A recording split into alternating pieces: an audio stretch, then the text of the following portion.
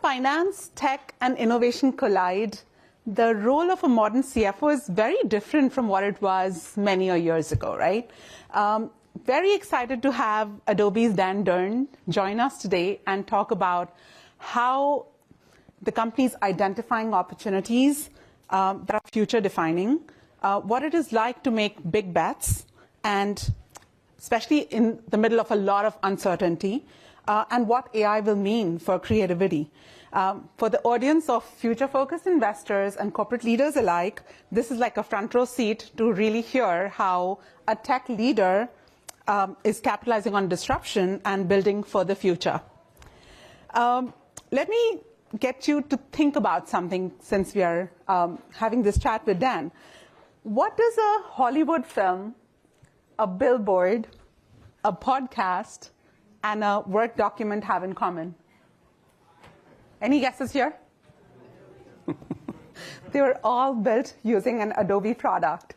And I know this panel particularly is personal for me because Adobe was my first job as an engineer. So I'm really excited with so much nostalgia and so amazing to have Dan with us. Dan, you have a history of placing bets, very deliberate bets, very early on shifts in software, right? Be it SaaS, be it digital media, be it cloud, and now AI. How do you ensure, as a CFO in particular for a very innovative company, how do you ensure that your investment decisions are both visionary but also still very grounded? Yeah, so I think the core to this is just understanding technology is a very fluid world. You never want to be static. So you have to have a point of view, and you have to have conviction in that point of view, and then you need to go execute to it. And easier said than done for companies. One example that I'll point to in our history is we were a box software perpetual license company, and then we transitioned to a subscription model. At the core of that, though, was a conviction. And it was a conviction based on our intimacy with customers, understanding what the customer needed. And at that time, you saw a market inflection that was driving more velocity of digital content and companies using that to engage. And so with the velocity of content, our customers needed the latest features and functionality, and they needed it fast. And under a box software and perpetual license model, the next version was 18 months out. So we'd aggregate that innovation and roll it out every 18 months plus or minus. That was an impedance mismatch in the market, and it didn't work. Transitioning the company to a cloud-based subscription model, we innovate and we instantly push it to the entire customer base. Removing that friction, absolutely critical. Have a point of view, have conviction around the point of view, then execute to it. And as a product company, anything that introduces friction between us and our customers has to be addressed and addressed with aggression. And when I take a step back, and we talked a little bit about generative AI here, in the era of generative AI, companies that unlock customer value, make customers successful, are going to be the true winners. It's not technology for technology's sake, it's unlocking that value. I think we're incredibly well positioned because customers are at the heart of the engine of innovation at Adobe. That's a very valuable point, right? Like this mindset that technology for technology's sake is only going to take you so far. Thinking about from a strategic investment philosophy basis, right? Like strategic investment often gives you the vibe of a venture style bet, right? Like, or of a portfolio investment. But being a CFO of a $200 billion plus company, what does strategic investing at scale look like? Yeah, so there'll always be a portfolio of investments we make. And again, it's not a static look at the world.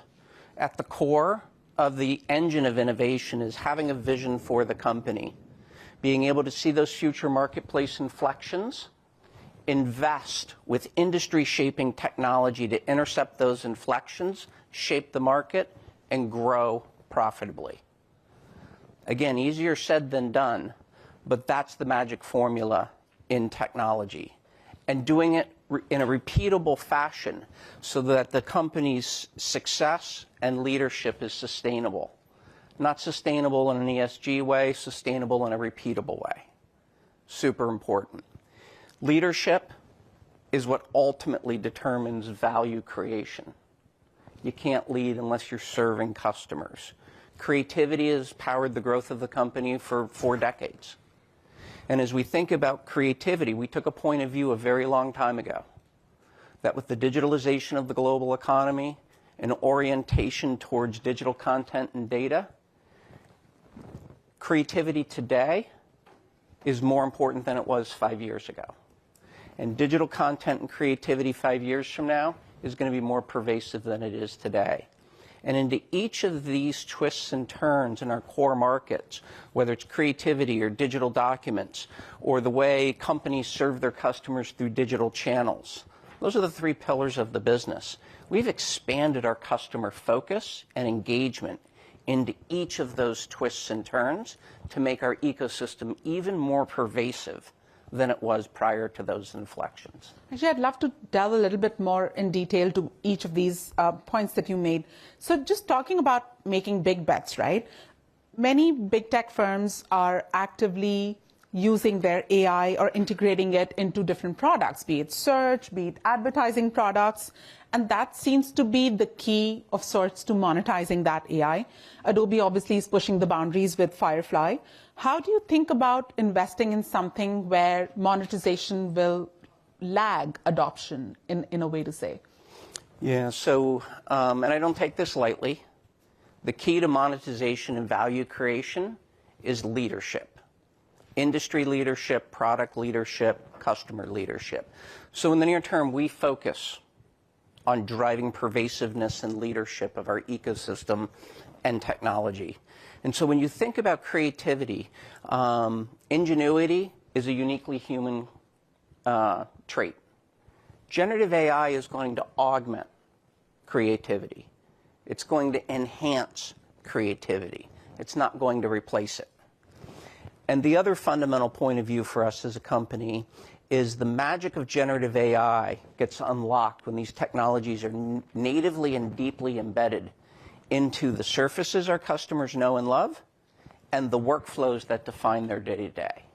And with that as a backdrop, where we have a differentiated set of expertise, whether it's imaging, whether it's video, design, audio, we're going to come to life with our own models because there's, an approach we're taking that's very differentiated. We only train on data that we have license to. We compensate the contributors of the data.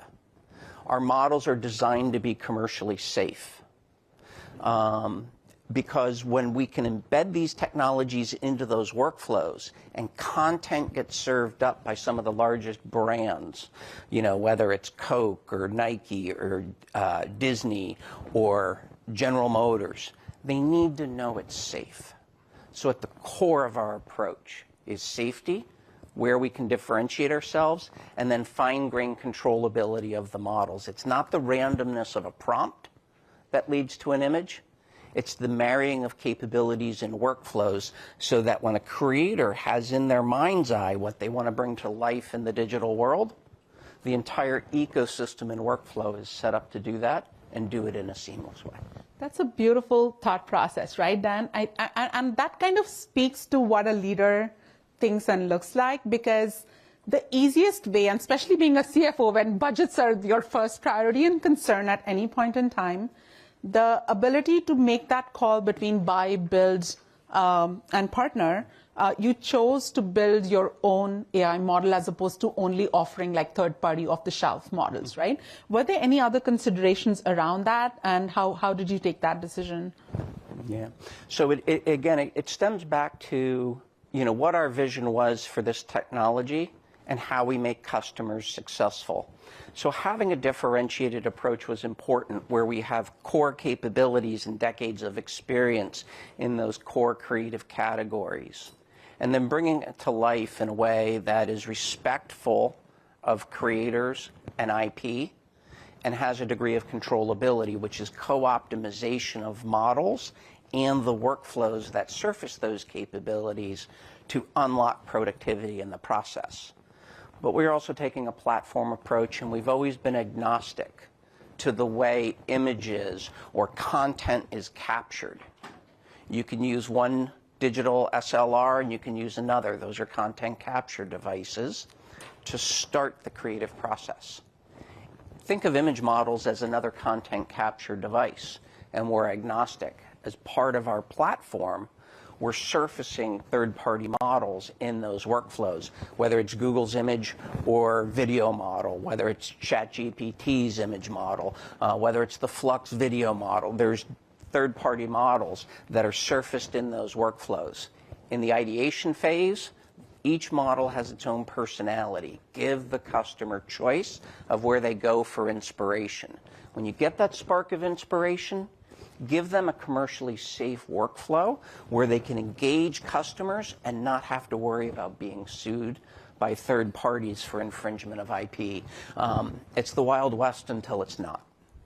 As a leader, you got to put an option in front of customers that they can trust, embed in their workflows, and make the ecosystem pervasive. And that clearly aligns with what you first started out with, right? Like customer centricity and finding problems ahead of when they actually pose themselves. And so taking a cue from what you just mentioned about the future of creativity, right? There's a lot of angst within people as to what AI will do, right? Like purely what it means for creativity. Like if you wanted to draw in the past, you needed to learn how to draw. You needed to have that skill or that ability. And that was a differentiating factor for a lot of creative professionals. Now with AI, that landscape is changing, right? Like I think before the ChatGPT moment, we were doing a keynote with Google Research at the event. And it was just fascinating when they were saying, oh, can you show me a picture of a cat in front of an Eiffel Tower wearing a red hat? And at the prompt, it was able to generate those images, right? Like thinking for an artist to be able to create that off, it's a completely different world, right? You've been in this space for so long, and as the leader in providing creative tools, what is your take? Like, what will creativity look like in the AI world? I think we're at the golden era of creativity. In the digitalization of the global digitalization of the global economy, digital content and data are increasingly going to drive global economic growth. There's more digital content today than there was 5 years ago. 5, 10 years from now, there's going to be an explosion of digital content in our world. What's great about generative AI is as you think about the way companies used to connect with us through digital channels, it was genericized content, and maybe they captured our interests and connected on them, or maybe they just spammed us. With real-time CDP platforms going in place with fine-grained insights on who customers are, as well as the productivity unlock that comes with generative AI, you now have an end-to-end ecosystem of capabilities that can truly connect with customers in a personalized way through digital channels that can deepen brand affinity. That's a huge unlock that's going into place real time. And if you listen to James Quincy, the CEO of Coke, and when he talks about harnessing these technologies, they're deeply embedding our Firefly technologies into their workflows to unlock these capabilities. Companies like L'Oreal, we see it with other big name brands that want to create that affinity. You don't want to flood the zone with genericized content. I type a 10-word prompt in, I'm going to get some generic image. It's not going to have high brand fidelity and really connect in that visceral way. How do you drive an unlock of productivity with high brand fidelity? That's at the core of the solutions we're delivering to market, so you can connect in a personalized way, not flood the zone with genericized content. Now, genericized content is good when you talk about consumers. I'm a creative problem solver in a business standpoint, but you don't want me like hand-drawing birthday cards for my kids. That's not my thing. But now I can get in the game and express myself creatively because creativity, the process, has been democratized for people like me. But the Cokes and the Nikes and the L'Oreals of the world have a very different problem statement than the average consumer. Actually, I want to highlight one thing around this, right? He just talked about this in such a clear, succinct way, but Adobe actually moved past just creative professionals into marketing, analytics, customer experience. Nobody at that point in time could have foreseen how big a market this could become, right? For something that was targeted purely at design people or the creative content makers who could barely afford Photoshop Pro subscription, by the way, to now like having this democratized across mom and pop, like every other person who's kind of out there to create original content.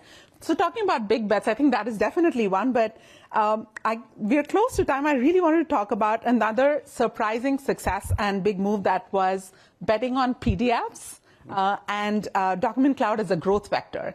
And I was there at the time. PDFs were looked at upon as a very matured format, right? And you took that bet and you made it into a whole workflow product. What prompted that move and what was the thought process around that? So vision of the company is change the world through personalized digital experiences. That's pervasive, whether it's creativity, whether it's digital documents and workflows, or it's a digital interface between a company and its customers. When we talk about generative AI, the magic happens when you deeply and natively embed that technology into workflows to solve customer problems. Same approach with digital documents and workflows. Digital documents and workflows are the backbones of how organizations operate. And if we have a point of view that the thematic trend shaping the global economy is more digital content and data, digitalization of the global economy, how we permeate that vision through digital content, creativity, digital documents and workflows, and digital connectivity, the pervasiveness into workflows, solving the customer problem. Today, that product touches 1 in 10 people on the planet on a monthly basis, and that user base grew 23% year over year. Well, there was always massive this scale. Yeah, that thought process always there, the pervasiveness of the PDF document. Like anytime I had to introduce someone which company Adobe was, I would just say the one that makes PDF, and it was so easily and well understood. But we always wondered whether it was a stroke of luck or if it was actually thought through process like of you making that bet. I realize we're pretty much out of time, but I just wanted to spend one last a minute to talk about a lot of people in our audience are at that crossroad today. For the folks thinking about investing in AI at scale, what is the message that you'd like to share with them? Generative AI is going to fundamentally reshape the global economy. Generative AI is not the driver of the main inflection shaping the global economy. That's digitalization, digital content and data. They're going to increasingly drive growth. Generative AI is an accelerant. The winners in the era of generative AI are ones that unlock value for customers. It's not the novel one-off model. That stuff's interesting, but it's solving a real problem for customers, unlocking value for customers, making customers successful. Our point of view, strong point of view, those that can deeply and natively embed these technologies into workflows position themselves in a very advantageous way. And what I get excited about against this backdrop of digital content and data, we're the digital content company, we're the digital document company, and we're the digital interface between a company and its customers through a digital channel. We've been using that to drive our business. I understand the leverage and power of the digital channel. It's what drives our top line growth while simultaneously delivering mid-40s operating margins. That's the power of the digital channel. Unlocking that for other companies is a huge business opportunity for us. Nobody knows more about it than we do. We've been running our business that way for the past 10 to 15 years. We've got a point of view. We've got conviction. Now it's up to us to go execute and unlock those capabilities for others. Awesome. Thank you, and for leaving all the audience in with so much hope that if you're not creating the next personalized LLM, if you can just take the technology and solve real-world problems, that's where gold is to be made.